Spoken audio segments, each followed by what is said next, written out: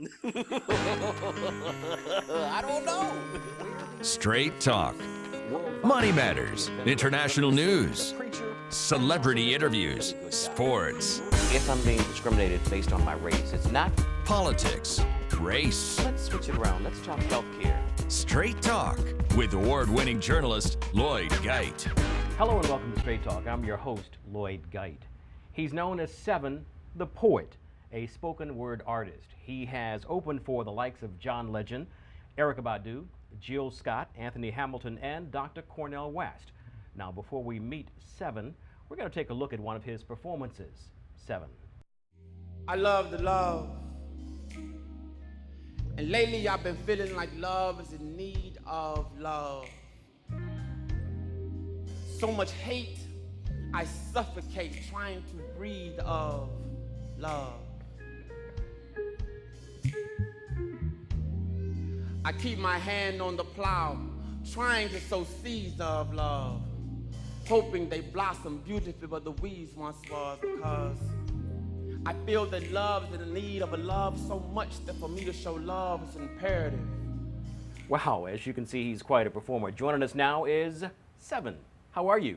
Excellent. Excellent, Mr. Guy. Do I call you Lloyd? You call me Lloyd. You make me feel so old when you call me Mr. Geit. It's out of respect. It's out of respect. Sheer respect. Okay, 7. Where did that name come from? Well, it's a tradition in the HBCUs. Your freshman year, you get what they call a crab name. So my freshman year at Prairie View A&M University, it was given to me by my fellow band members, or the upperclassmen band members, shall I say, and the name stuck. So you were in the band? I was in the band, the What'd you Marching play? Storm. I played tuba at 135 pounds. So the name 7 stuck?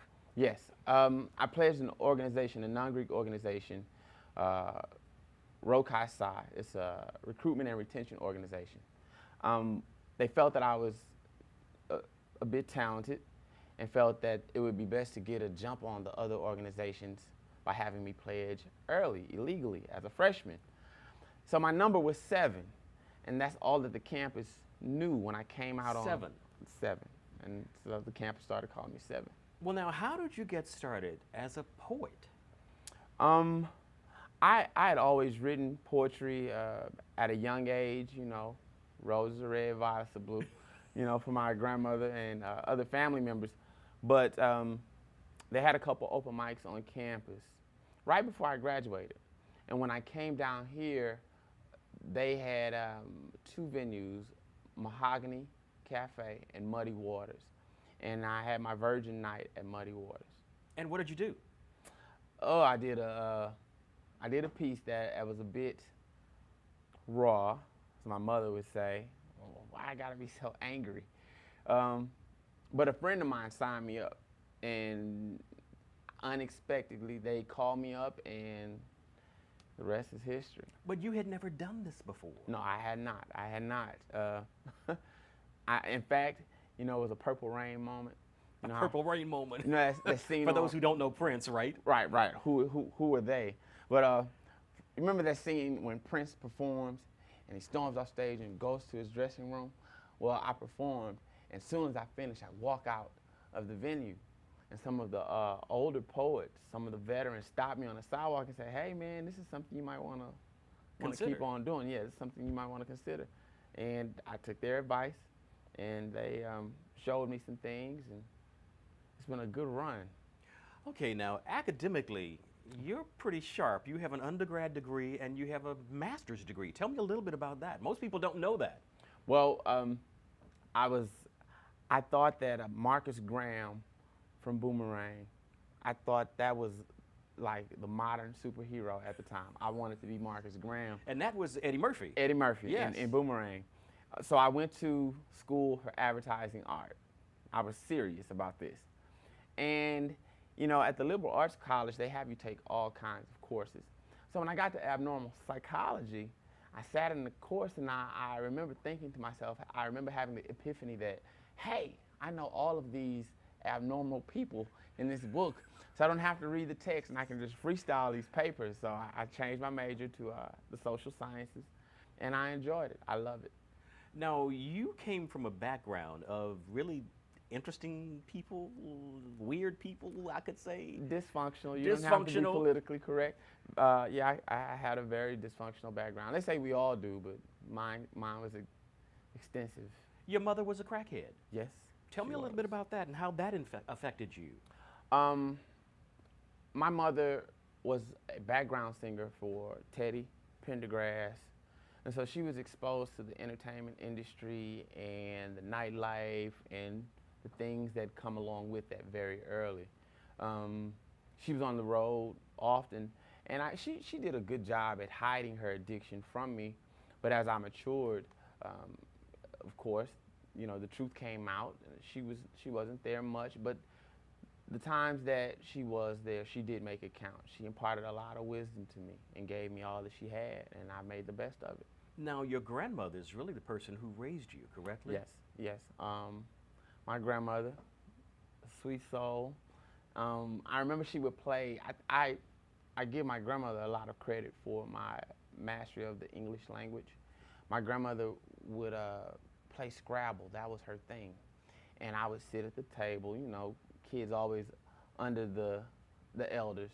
I wanted to be a part, and she would say, "Well, if you could pick me out 10 words that you understand and can define in the newspaper, then I'll let you play." But I was 4, so I began to really try to read and understand different words so I could impress my grandmother enough to play Scrabble with the adults.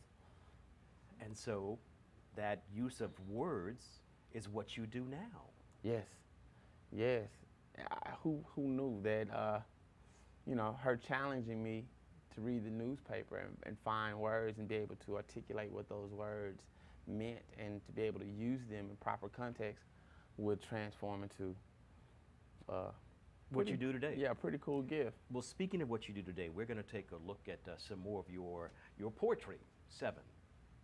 Really don't like your job, but you're so faithful to work. You can have a migraine headache, but you act like the pain doesn't hurt. You say you thirst for my love and my kisses are so sweet. Yet when we schedule quality time, you never fail to fall asleep. Spoke to you over the phone on Monday. Tuesday you had someone to meet. Wednesday came and went, and Thursday you were extremely brief. Friday, Saturday, Sunday tipped on by before I knew it had been a week. Already we call ourselves men, and then we call ourselves men, and then we call ourselves men. But when it's time to man up, he just talk. He ain't man enough to do something so simple as just stand up. So if you call yourselves men, then man, I'm calling you out, because this man shall let no man stand between me and the blessings God has for my house.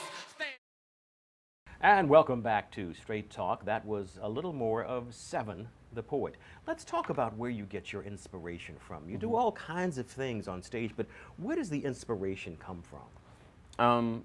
It really depends on where I am, Lloyd. I find anger to be my best muse of all the things I've written about love, and that's, you know, dealt its blow. But things that anger me, man, that's when the pen hits the paper and I can almost burn a hole in the paper writing. Like what angers you? I hate when people are treated unfairly. You know, I've always spoke for the underdog. Even here, you know, sporting events. Recently, you know, there was a basketball situation. I rooted for the underdog and they won. I just, you know, always champion for the underdog. You know, homeless people or forgotten children, battered women, you name it. Now, when you write, how do you do it? Is there a certain time of day that you write? Is a certain atmosphere has to be conducive to your writing? How do you do it? No. If there's enough inspiration, I can write in a windstorm. It doesn't matter. When the notion hits or inspiration hits, I will get up out of my sleep 3, 4 a.m. and write and get what I, you know, write what I have to say. I prefer now the idealistic environment is silence, a pad and a pen, but I don't always have those things accessible. So whatever I can put my hands on to write, or if I have to run the lines over and over in my head, then I will. You also talk a lot about God in your writings. Why Yes. is that? You know, I really can't explain it. I think that because I do have a relationship with God, because I am a Christian, that it's easy to find Him. It's easy to find God in different situations, in all situations. You know, I can always see God in it. You know, one time I was singing in jail. Oh, does that make me a criminal? Were you in jail? Man, it was just tickets. But But you still were in jail. I was there though. But I never forget, man. The jailers were so rude, and they were like, "Shut up." And I was like, "Well, I'm already in jail. What more can you do to me?" A lot. Hey, I'm gonna keep on singing though. I was singing. You were singing in jail. Yeah, spiritual. I was singing something that made me happy, made the time go by. And if you're gonna punish me for praising, then get it on. Well, you got out of jail. Ta-da. Yeah. Let's talk a little bit more about your grandmother. What does she think of your work? You know, my grandmother, she's proud of me. But to her, you know, I'm just her grandbaby on stage. It's just another Easter show to her. You know, she's just like she's at another, it's just another graduation speech or something to that nature. You know, I'll get right off stage. She say, "Now when you get to the head, you know, I'm gonna shine your head in that Scrabble." She, you know, for those of you young people, shining your head means beating you. That's In Scrabble. right. Now, your mother is, how's she doing? My mother is Drug-free? 20 years now, clean and sober. And she, you know, is taking care of my grandmother. She's very excited about the poetry. I remember the day when she first found out, really, that, you know, I was entertaining doing poetry. We were at the Breakfast Club, and it was her first time there, and the line was out of the door. As it always is. As it always is. And Marcus, this is before he and I were as tight as we are now. Marcus says, "Hey, I know you're 7. I saw you perform here once." I was like, "Yeah." He's like, "Well, wait a minute, stay right here." So Marcus has the staff make me a table in the middle of the restaurant. They take my mother and my father's order, come back, we eat, and then we ask for the ticket. Marcus comes, gets the ticket, and brings it back, and he comped the meal. And my mother looked at me, she said, "Because you do poetry?" We getting a free meal. Right. And so that was the day she began to take it serious. We are going to take another look at one of your performances. Do not go away. Stay with us on Straight Talk 7. Things that the event you've been misinformed. I need to get some things off my chest. Lay the speculation to rest. And no matter how crunk I get, just know that every word I spit is spoken with respect. And this ain't about what I heard from a little bird, man to man. And welcome back to Straight Talk. My guest is the poet, 7. I understand when you were in college, you used to pack a gun to class. Tell me about that. Oh, man. You remember the worst things.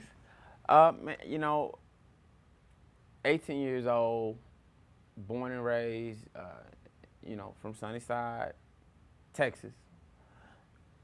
I guess I just carried that mentality with me, that it was just a part of life. You know, it was something that me and my crew, the guys I ran with, this is something that we did. You carried guns? We every day, to school, to class, you know, every day. Slept with them under the pillow, slept with our hands on them. It was a situation we were in. You know, you never knew what was going to happen. But you survived. Does that surprise you that you never used your gun to shoot anybody and nobody ever shot you, and here you are today? It's not a surprise. It's more, I recognize it as a blessing, a wonderful blessing. I feel like, you know, God has his hands on me. Because there were friends close to me that the bullets did not miss them. You know, they were not so lucky. Quite a few friends. So, you know, I'm just thankful, because it could have went the other way. Where do you see yourself? You've been doing this for about 10 years now, I understand. Mm-hmm. Where do you see yourself in the future? Say 5 years down the road. Do you plan to continue doing what you're doing now? I do. I plan to make poetry one of the biggest genres of entertainment that the world has ever seen. I plan to do that through several different avenues as far as marketing is concerned, and merchandising, and the kind of content that people hear as opposed to what they are used to hearing and the stereotypes that they think poetry is or what they think poets are. I plan to change all of that. What was it like opening up for people like John Legend, Erykah Badu, Anthony Hamilton? What was that like? You know, I have this saying, another day at the office. And when I'm going out to the stage, I'm cool. But it's when I'm backstage that I realize that I'm a fan of theirs. You know, it's hard to stay calm and not, you know, want to get a picture or talk to them. I will say, out of all my encounters, the most prolific was Kirk Franklin. Oh, really? Mm-hmm. I was on the boat. I was on the Yolanda Adams One Love cruise, and I was moving through the shows. People were I was just a passenger on the boat, and people were hearing of this poet on the boat. Hey man, come do the show. Well, Radio One, you know, they weren't excited about that. They were like, well, how are you getting on all those shows? And it kind of threw me off, you know. So I sat back for a minute, and I was like, why don't they want me to perform? I'm not hurting anybody, you know.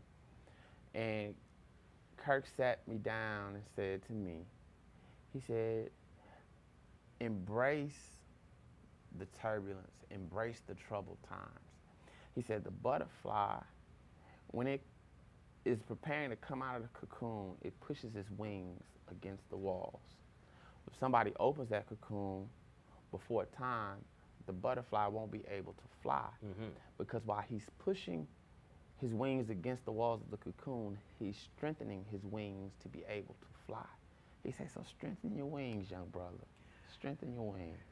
Good advice. We're going to take another look at you strengthening your wings with your poetry. Stay with us.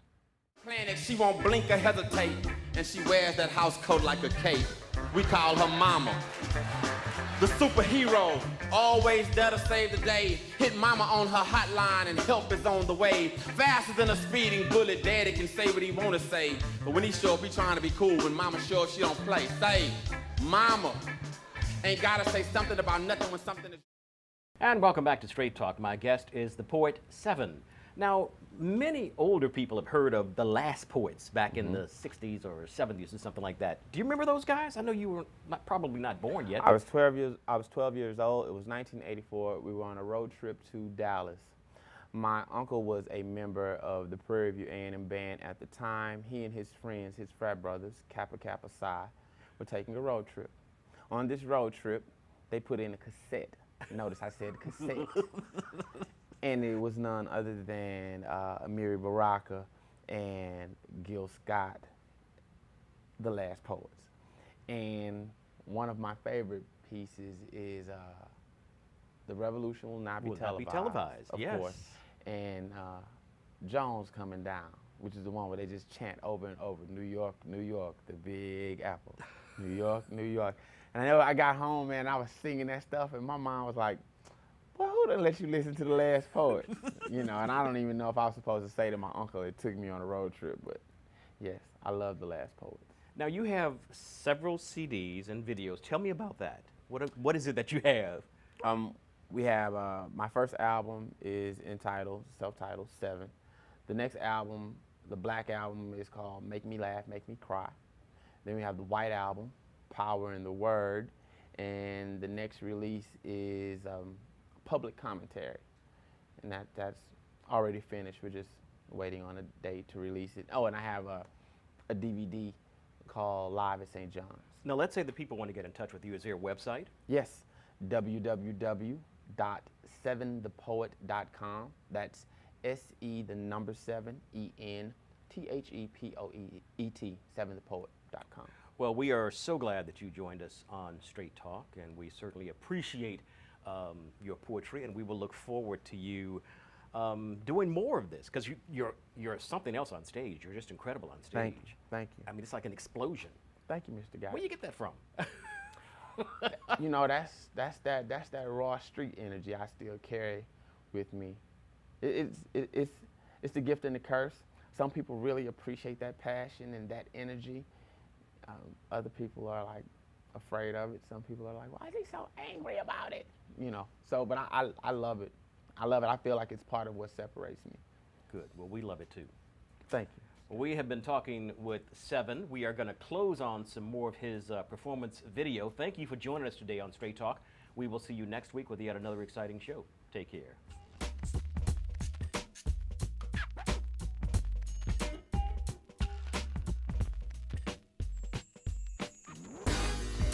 Straight Talk with award-winning journalist Lloyd Geit.